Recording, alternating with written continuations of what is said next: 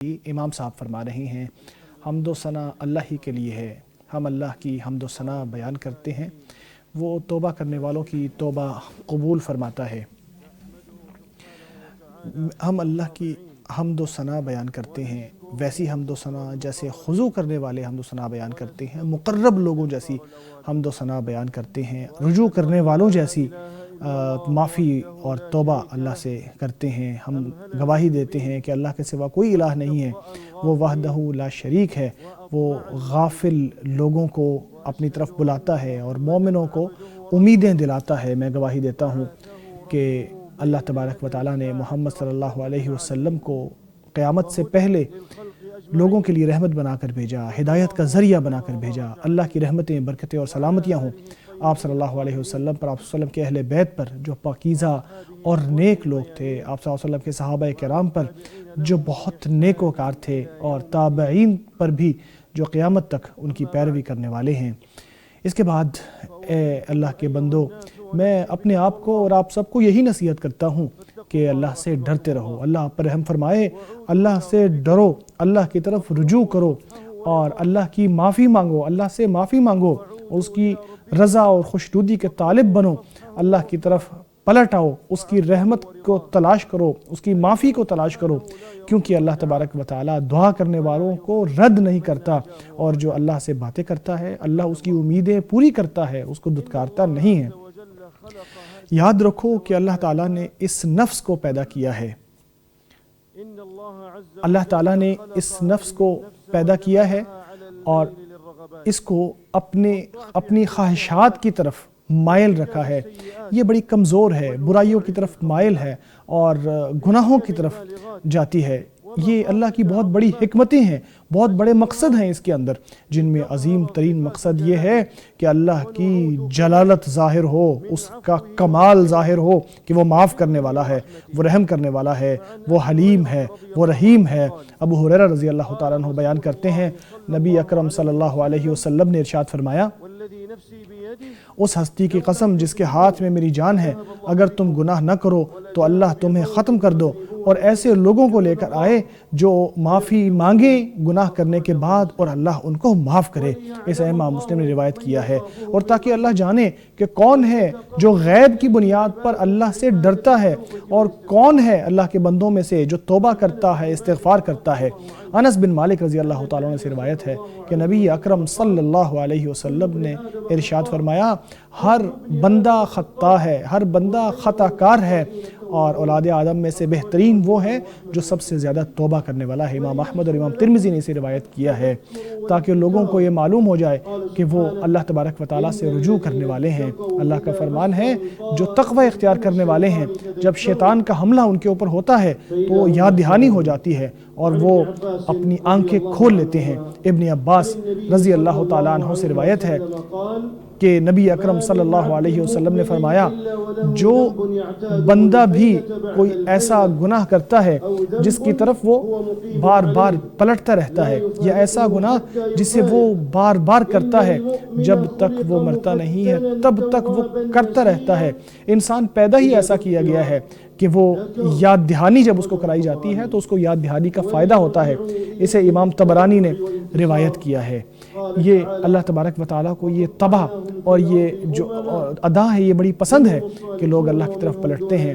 اللہ کا فرمان ہے، ہم نے لوگوں کو مختلف قسم کا بنایا، ان میں سے کوئی گنہگار بھی تھا اور ان میں کوئی نیک بھی تھا، ان کو بھلائیوں اور برائیوں کے ذریعے آزمایا تاکہ وہ اللہ کی طرف پلٹ آئیں۔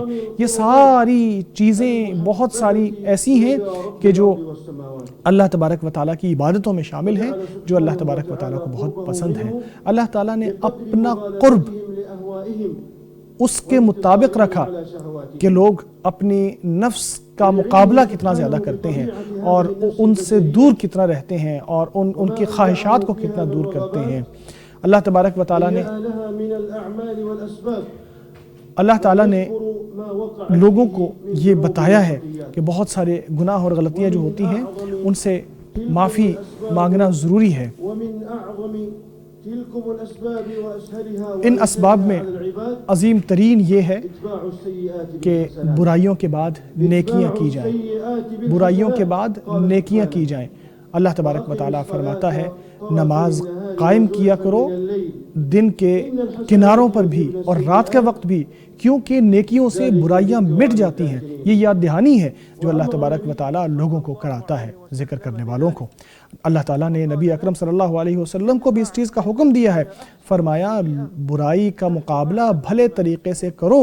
ہم جانتے ہیں وہ کیسی باتیں کرتے ہیں۔ ابو بکر رضی اللہ تعالیٰ عنہ سے روایت ہے کہ آپ نے ان کو فرمایا نیکی کیا کرو، جب برائی ہو جائے تو برائی کے بعد بھلے کام کیا کرو تاکہ وہ مٹ جائے اور لوگوں کے ساتھ اچھے اخلاق سے پیش آؤ۔ اسے امام احمد نے اپنے مسند میں روایت کیا ہے۔ اللہ تعالیٰ نے یہ بھی بتایا کہ یہ ان لوگوں کا وصف ہے جو اس امت سے کامیاب ہونے والے ہیں۔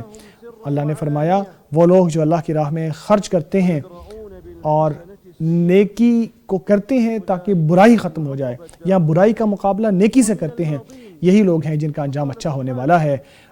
گزشتہ لوگوں کے حوالے سے بھی اللہ تبارک و تعالیٰ نے یہ بات فرمائی ہے، فرمایا اس سے پہلے جن لوگوں کو ہم نے کتاب دی تھی وہ یہ کہتے تھے کہ ہم اس پر ایمان رکھتے ہیں، یہی ہمارے رب کی طرف سے حق ہے، ہم اس سے پہلے بھی اس پر یقین رکھنے والے تھے۔ یہی وہ لوگ ہیں کہ جن کو ان کا اجر دوہرا دیا جائے گا، کیونکہ وہ صبر کرنے والے تھے اور کیونکہ وہ برائی کا مقابلہ نیکی کے ساتھ کرتے تھے، اور جو ہم نے ان کو دیا ہے اس میں سے خرچ بھی کرتے تھے۔ اللہ کے بندو، اعمال بہت زیادہ ہیں، نیکیاں کئی طرح کی ہیں، ان کا کوئی شمار نہیں ہے۔ یہ ساری چیزیں ان نیکیوں کے اندر شامل ہیں جن کے ذریعے برائیوں کو دور کیا جاتا ہے۔ نبی اکرم صلی اللہ علیہ وسلم سے روایت ہے کہ آپ صلی اللہ علیہ وسلم نے فرمایا کیا میں آپ کو نہ بتاؤں کہ کن چیزوں سے اللہ گناہوں کو معاف کرتا ہے، درجات کو بلند کرتا ہے؟ لوگوں نے کہا ضرور بتائیے۔ آپ نے فرمایا وضو کو صحیح طرح کرنا اور زیادہ قدم چل کے مسجدوں کی طرف جانا، اور نماز کے بعد نماز کا انتظار کرنا، یہی حقیقی مرابطہ ہے، یہی حقیقی جہاد ہے، یہی حقیقی جہاد ہے۔ اسی طرح آپ صلی اللہ علیہ وسلم نے یہ بھی ارشاد فرمایا کہ جب تم اپنے برتن سے دوسرے بھائی کے برتن میں پانی وغیرہ ڈال دو تو وہ بھی صدقہ ہے، نیکی کا حکم دینا اور برائی سے روک دینا بھی صدقہ ہے، اپنے بھائی سے خندہ پیشانی سے مل لو یہ بھی صدقہ ہے، اور راستے سے پتھر ہٹا دینا، کوئی کانٹا ہٹا دینا یا کوئی اور چیز ہٹا دینا صدقہ ہے۔ اسی طرح کسی شخص کو راستہ دکھا دینا بھی صدقہ ہے۔ اسے امام بخاری نے اور امام ترمذی نے روایت کیا ہے۔ ان اعمال میں جن کے ذریعے اللہ تبارک و تعالیٰ گناہوں کو معاف کرتا ہے، گناہوں سے درگزر کرتا ہے، توحید کی نیکی ایسی نیکی ہے کہ جس کے ذریعے اللہ برائیوں کو مٹاتا ہے۔ آپ کو کیا معلوم کہ توحید کی کتنی اہمیت ہے؟ انس بن مالک رضی اللہ تعالیٰ عنہ کی روایت سن لیجئے۔ آپ صلی اللہ علیہ وسلم فرماتے ہیں اللہ تبارک و تعالیٰ فرماتا ہے اے ابن آدم، تم مجھ سے جب بھی مانگتے ہو، جب بھی گڑ گڑا کے مانگتے ہو، میں تمہیں معاف کر دیتا ہوں، مجھے کوئی فکر نہیں۔ اے ابن آدم، تیرے گناہ اگر آسمان تک بھی پہنچ جائیں اور تم مجھ سے معافی مانگو اور پھر تم مجھ سے معافی مانگو، میں تمہیں معاف کر دوں گا، مجھے کوئی فکر نہیں۔ اے ابن آدم، اگر تم زمین جتنے گناہ لے کے میرے پاس آ جاؤ اور اس حال میں میرے پاس آؤ کہ تم میرے ساتھ کسی کو شریک نہیں کرتے، تو میں زمین کے برابر ہی تمہیں مغفرت دے کے معاف کر دوں، مجھے کوئی فکر نہیں۔ اللہ کے بندو، ہمیں کتنی ضرورت ہے اس بات کی، ہمیں کتنی ضرورت ہے کہ ہم اپنے گناہوں کو معاف کرائیں، جو غلطیاں ہو گئی ہیں ان کو مٹاتے جائیں، بالخصوص اس دور میں کہ جس میں جدید میڈیا ہمارے سامنے آ گیا ہے، جدید ٹیکنالوجی ہمارے سامنے آ گئی ہے، اور انسان کے دل کے اوپر مختلف شبہات اور شہوات آتے جا رہے ہیں، یہ داغ لگتے جا رہے ہیں، کبھی راز میں لگتے ہیں، کبھی کھلے اعمال ایسے برے ہوتے ہیں کہ جو بار بار انسان کرتا چلا جاتا ہے۔ تو اے اللہ کے بندو، اے اللہ کے معاملے میں، عبادت کے معاملے میں قصور رکھنے والو، اللہ کی رحمت سے کبھی مایوس نہ ہونا۔ جو گناہ بھی آپ سے ہو جائے اس کو موٹیویشن بناؤ جس کے ذریعے تم نیکی کی طرف اور بڑھو، ہمیشہ اللہ کی مغفرت کی امید رکھو، ہمیشہ اللہ کی پردہ پوشی کے امیدوار رہو، تاکہ اللہ آپ کو اپنے مغفرت میں شامل کر لے اور اللہ تبارک و تعالیٰ آپ کو اپنی حفاظت اور امان میں رکھ لے۔ اے اللہ، ہمیں ہمارے اس برے نفس کے شر سے بچا لے، اے اللہ ہمیں اس بے لگام نفس کے شر سے بچا لے، اور ہمیں توبہ نصوح کی ہدایت عطا فرما دے، ان لوگوں میں شامل کر دے کہ جو نیکی کرتے ہیں تو خوش ہوتے ہیں، برائی کرتے ہیں تو توبہ کرتے ہیں۔ میں اسی پر اکتفا کرتا ہوں، اپنے لیے، آپ کے لیے اور تمام مسلمانوں کے لیے اللہ سے ہر گناہ اور غلطی کی معافی مانگتا ہوں۔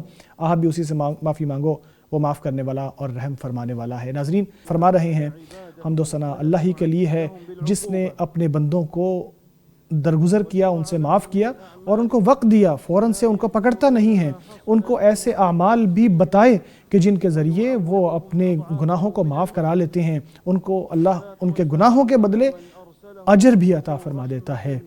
اللہ تبارک و تعالیٰ کی رحمتیں ہوں آپ صلی اللہ علیہ وسلم پر، جو اپنے گناہوں سے ڈرتے تھے اور اپنی خطاؤں سے معافرت مانگتے تھے۔ اللہ کی رحمتیں ہوں آپ صلی اللہ علیہ وسلم پر، آپ کے صحابہ پر، آپ صلی اللہ علیہ وسلم کے تابعین پر، کہ جن کی تعریف اللہ تعالیٰ نے قرآن کریم میں فرمائی ہے، جو کہ تلاوت بھی کی جاتی ہیں اور جو تحریر شدہ بھی ہیں۔ اللہ کے بندو، ہم میں سے ہر ایک کو چاہیے، ہر مومن کو چاہیے کہ وہ اس بات سے ڈرے کہ کسی گناہ کا وہ عادی نہ بن جائے اور بار بار وہی گناہ نہ کرتا جائے۔ گناہوں کا عادی بننا بہت برا ہے، یہ رسوائی کی علامت ہے، یہ محرومی کا راستہ ہے، یہ رحمان سے دوری کا طریقہ ہے۔ جس کا گناہ اس کو دکھ دے اور جس کی خطا اس کو پریشان کرے، جس کے گناہ اس کو پریشان کریں، تو اس کا مطلب یہ ہے کہ اس کے دل میں ایمان موجود ہے، وہ اپنے رب سے قریب ہے اور ایسا شخص اچھے اور بھلے راستے کے اوپر ہے۔ عبداللہ بن عمر رضی اللہ تعالیٰ عنہ سے روایت ہے کہ وہ اپنے والد سے روایت کرتے ہیں کہ نبی اکرم صلی اللہ علیہ وسلم نے فرمایا، جس کو اپنی نیکی کی خوشی ہو اور جس کو اپنے گناہ سے پریشانی ہو تو وہی مومن ہے۔ اسے امام احمد اور امام ترمذی نے روایت کیا ہے۔ اے اللہ کے بندو، اللہ کی بہترین مخلوق محمد صلی اللہ علیہ وسلم پر درود و سلام بھیجو، جیسے آپ کے پروردگار نے آپ کو حکم دیا ہے۔ آپ کا پروردگار فرماتا ہے، اللہ اور اس کے ملائکہ نبی پر درود بھیجتے ہیں، اے لوگو جو ایمان لائے ہو تم بھی ان پر درود و سلام بھیجو۔ اے اللہ، رحمتیں، برکتیں اور مزید سلامتیاں نازل فرما اپنے بندے اور رسول محمد صلی اللہ علیہ وسلم پر۔ اے اللہ، چاروں خلفائے راشدین سے راضی ہو جا جو کہ ائمہ حنفاء ہیں، ابو بکر، عمر، عثمان اور علی سے، باقی عشرہ مبشرہ سے بھی اور اصحاب شجرہ سے بھی راضی ہو جا اور تمام صحابہ کرام سے بھی راضی ہو جا۔ اے اللہ، تابعین سے اور تبع تابعین سے اور قیامت تک آنے والے ان کے پیروکاروں سے راضی ہو جا۔ اے اللہ، اسلام اور مسلمانوں کو عزت عطا فرما۔ اے اللہ، اسلام اور مسلمانوں کو عزت عطا فرما، دین کی حفاظت فرما، مومن بندوں کی حفاظت فرما۔ اے اللہ، پریشان حال مسلمانوں کی پریشانیاں دور فرما، پریشان حال مسلمانوں کی پریشانیاں دور فرما، مصیبت زدگان کی مصیبتیں دور فرما دے، قرض داروں کے قرض ادا فرما دے، ہمارے اور مسلمانوں کے بیماروں کو شفا عطا فرما دے۔ اے اللہ، ہمیں ہمارے ملکوں میں امن عطا فرما دے، ہمارے حکمرانوں اور اماموں کی اصلاح فرما دے، حق کے ساتھ تائید فرما، اس کو توفیق عطا فرما، ہمارے حکمران کو، خادم حرمین شریفین کو۔ اے اللہ، اس کی عمر کو دراز کر دے، اس کو صحت اور عافیت عطا فرما، اس کو نعمتوں سے نواز دے جو کبھی ختم ہونے والی نہ ہو۔ اے اللہ، اسے اور اس کے ولی عہد کو ان کاموں کی توفیق عطا فرما جن میں اسلام اور مسلمانوں کی عزت اور ملک اور قوم کی فلاح و بہبود ہے۔ اے اللہ، ہمارے ان جوانوں کی حفاظت فرما جو سرحدوں پر حفاظت کر رہے ہیں، پہرےداری کر رہے ہیں، تیری آنکھ کبھی سوتی نہیں ہے، تو ان کی نگہبانی فرما۔ اے اللہ، ان کی حفاظت فرما۔ اے اللہ، ہمارے ان کمزور بھائیوں کی مدد فرما۔ اے اللہ، ہمارے ان کمزور بھائیوں کی مدد فرما جو مسلمان ہونے کی وجہ سے دنیا کے مختلف جگہوں میں تنگ کیے جا رہے ہیں۔ اے اللہ، فلسطین میں ان کی مدد فرما۔ اے اللہ، فلسطین میں ان کی مدد فرما، سودان میں ان کی مدد فرما۔ اے اللہ، ہر جگہ پہ ان کی مدد فرما، ان کی کمزوری کو طاقت میں بدل دے، ان کے خوف کو امن میں بدل دے، اور اے پروردگار ان کی فقیری کو بے نیازی میں بدل دے۔ اے اللہ، ہمارے اگلے اور پچھلے گناہوں کو معاف فرما دے، علانیہ اور چھپے گناہوں کو معاف فرما دے، ان گناہوں کو بھی جو تو ہم سے بہتر جانتا ہے، تو ہی آگے پیچھے کرنے والا ہے، تیرے سوا کوئی الہ نہیں ہے۔ اے اللہ، ہمیں ان اعمال کی توفیق عطا فرما، ہمیں ان اقوال کی توفیق عطا فرما جس کے ذریعے تو ہمارے گناہوں کو بخش دے، جس کے ذریعے ہمارے گناہوں کی پردہ پوشی کر دے۔ اے اللہ، جس کے ذریعے تو ہمیں مصیبتوں سے بچا لے، جس کے ذریعے ہمیں تو آزمائشوں سے محفوظ فرما لے، تو ہی غیب کا علم جاننے والا ہے۔ اے اللہ، ہمیں دنیا میں بھی بھلائی دے اور آخرت میں بھی بھلائی، اور ہمیں آخرت کے عذاب سے بچا لے۔ پاک ہے تیرا رب، عزت کا مالک، ان باتوں سے جو لوگ بناتے ہیں۔ سلام ہے مرسلین پر، اور ہر طرح کی تعریف اللہ رب العالمین ہی کے لیے ہے۔